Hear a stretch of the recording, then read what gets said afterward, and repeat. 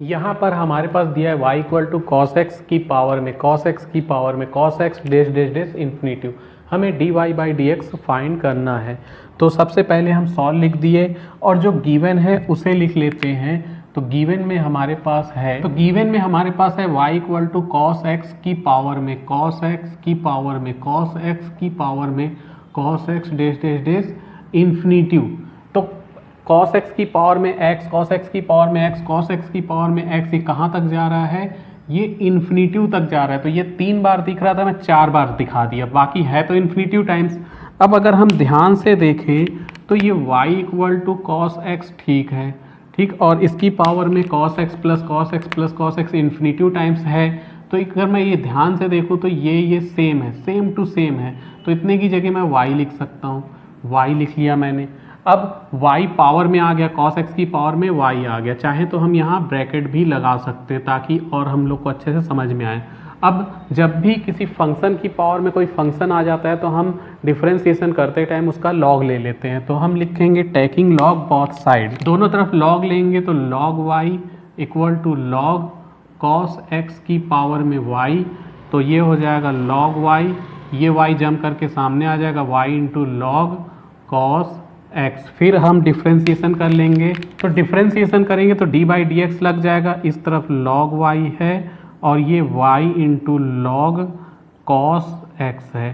तो ये log y का डिफ्रेंशिएशन हो जाएगा 1 by y into d by d x. Y का फिर से होगा log y का डिफ्रेंशिएशन 1 बाई वाई, वाई का डिफ्रेंशिएशन फिर से होगा, ठीक। इक्वल में यहाँ इंटू वाला फॉर्मूला लग जाएगा, इंटू वाले में y को छोड़ के d by d x log cos x लिख लो, प्लस करके log cos x को छोड़कर d by d x y लिख लो। तो ये 1 बाई वाई ऐसे ही रहने वाला है, d y by d x ये भी ऐसे ही रहने वाला है।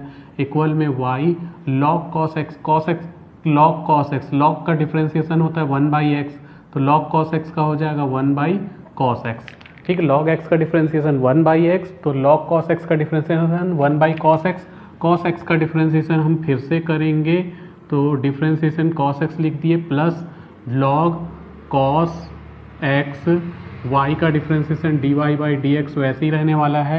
इसको उठा के हम इधर ले आएंगे, यहाँ 1 by y d y by d x पहले से है, माइनस log cos x वैसे ही है, dy by d x equal में यहाँ y into 1 by cos x, और cos x का डिफ्रेंशिएशन होता है माइनस साइन x। इधर dy by d x common निकाल दो, dy by d x common निकालेंगे तो 1 by y minus log cos x रहेगा, और इधर पे यहाँ पर माइनस पहले लिख लो y sine x upon cos x हो जाएगा।